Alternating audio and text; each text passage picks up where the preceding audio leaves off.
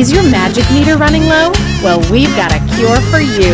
Welcome to Disney Coast to Coast.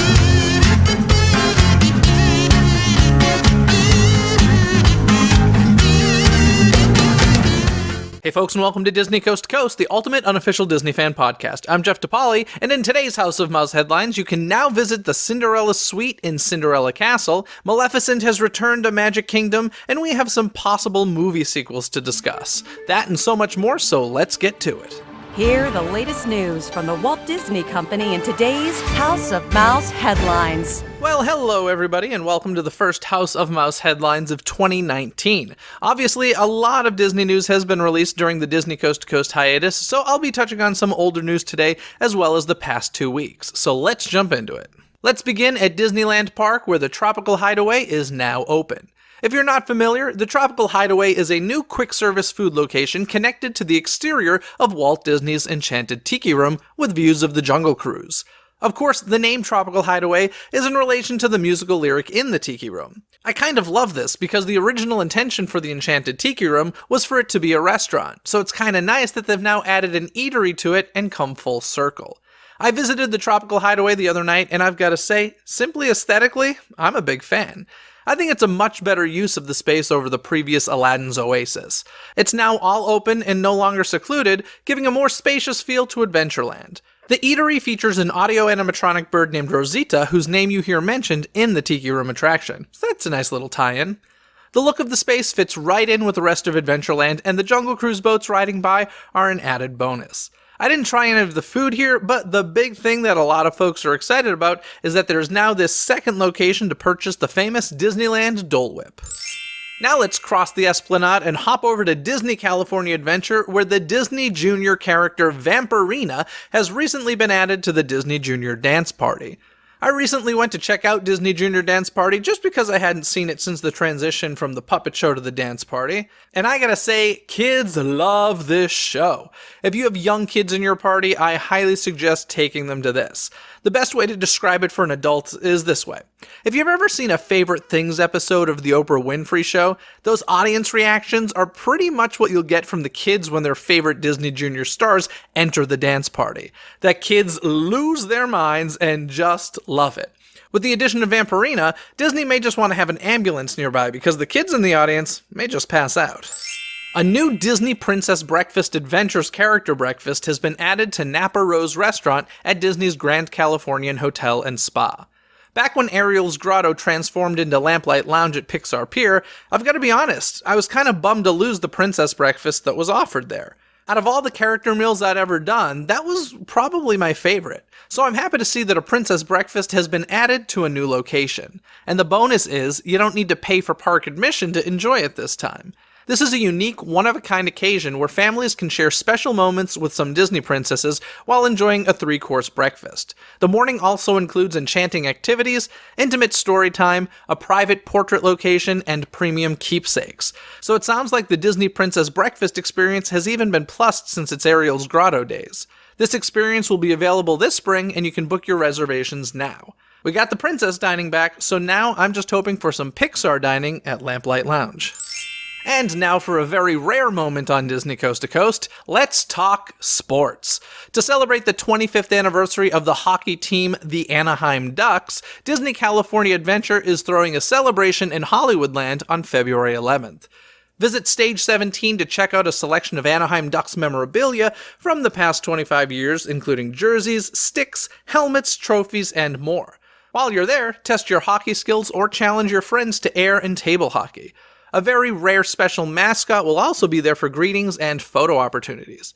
Pick a spot along either Hollywood Boulevard or Buena Vista Street to see some of your favorite Anaheim Ducks players in a cavalcade. Bring your camera-ready smiles and see some of your favorite hockey stars outside Stage 12.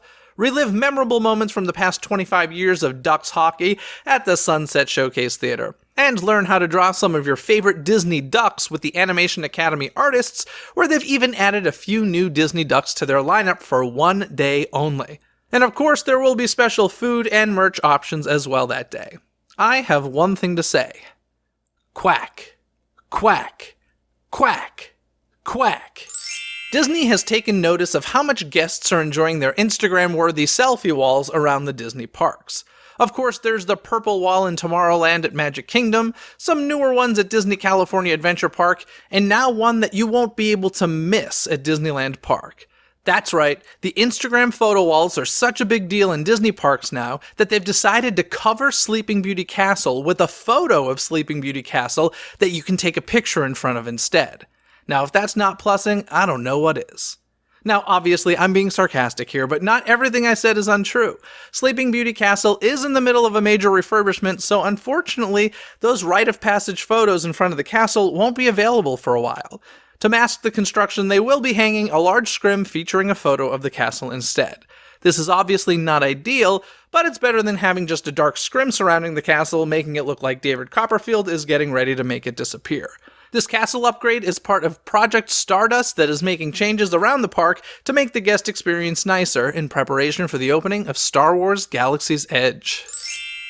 And now for some better castle news, let's fly over to Walt Disney World, where now you can visit the Cinderella Suite inside Cinderella Castle for the right price. This is all part of a new World of Dreams tour. The tour starts at $12,000 for up to 6 guests and can include bypassing of all lines for the attractions, transportations and access backstage, animal tours and programs, access and tour of Cinderella Castle Suite, any and all experiences available in all 4 Walt Disney World theme parks, 3 meals included during the course of the tour, full access to all Walt Disney World restaurants with no advanced dining reservations, plus reserved seating and viewing at shows and nighttime spectaculars. So obviously this is more like a private guide experience more than a standard backstage tour.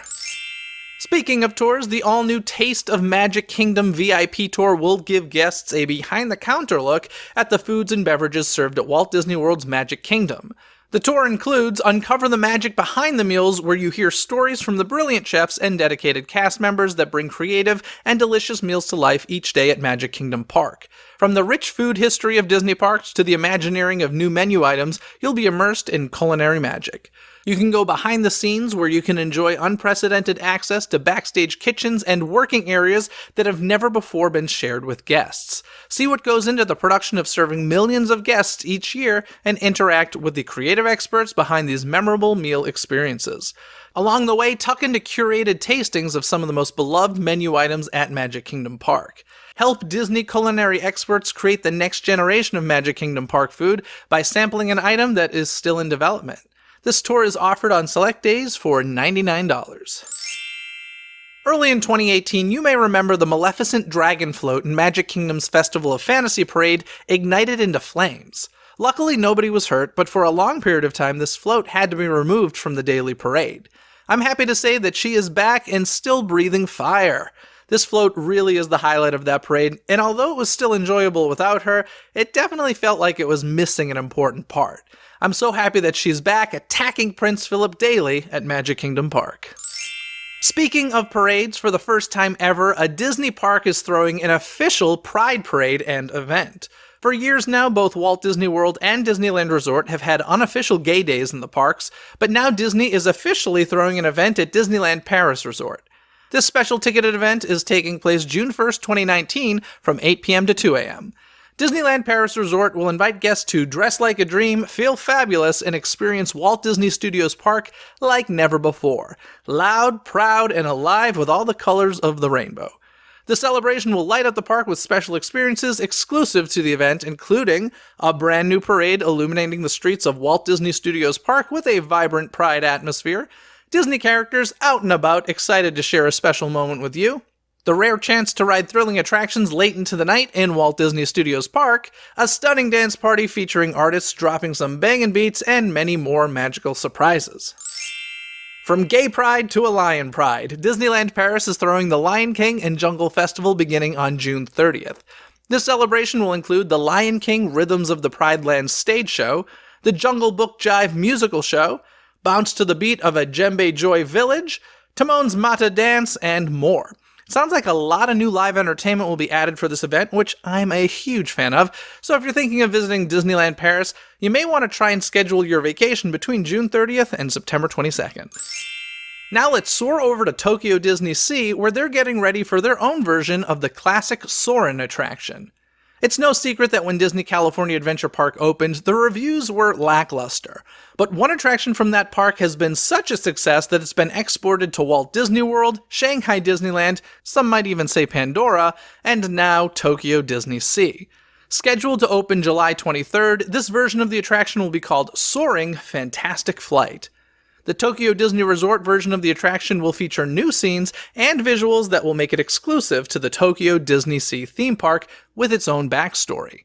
Nestled in the hills of Mediterranean Harbor amidst the backdrop of an old-world Italian village, the Museum of Fantastic Flight is dedicated to humankind's enduring dream of flying.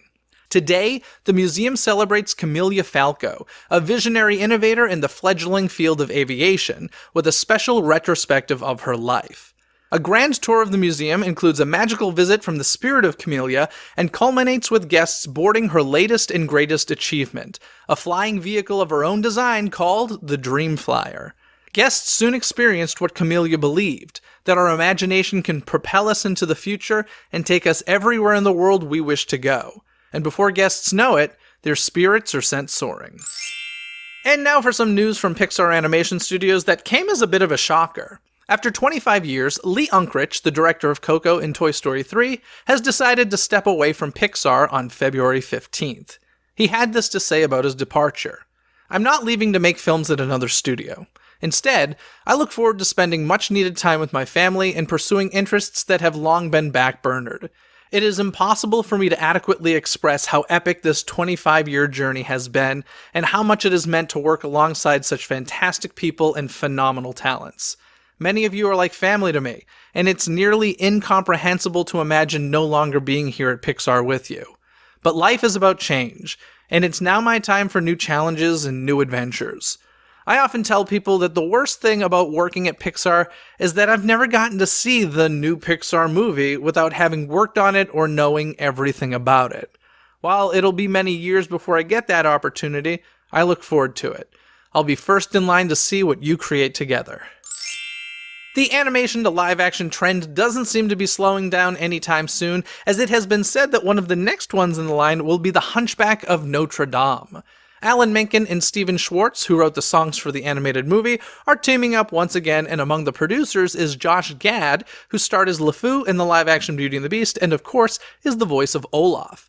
Rumor has it that Gad may not only be producing the film, but also playing the role of Quasimodo. It's also being said that this film will be based on the animated film as well as the original novel, but most likely without any of the new music from the Disney theatrical stage musical. I love Disney's Hunchback of Notre Dame, and although I'm extremely disappointed that it may not feature any of the new music, I hope that Disney really goes for a dark retelling of this story. I have high hopes for it, and I love the fact that Disney hasn't given up on this story that wasn't all that successful for them back in 1996. From remakes to sequels, Anne Hathaway recently mentioned that a Princess Diaries 3 is in the works. She said, "There is a script, I want to do it, Julie wants to do it, Deborah Martin Chase, our producer, wants to do it. We all really want it to happen. It's just we don't want to do it unless it's perfect, because we love it just as much as you guys love it. It's as important to us as it is to you. And we don't want to deliver anything until it's ready, but we're working on it." To me, that sounds pretty promising for Princess Diaries fans. In addition to a Princess Diaries 3, we may also see a Mary Poppins 3. In a recent interview with The Sun, director Rob Marshall discussed the fact that there has been talk of another film. He said, "It's in early stages, but I will say right now that there were 8 books, so there's a lot of great material still to mine.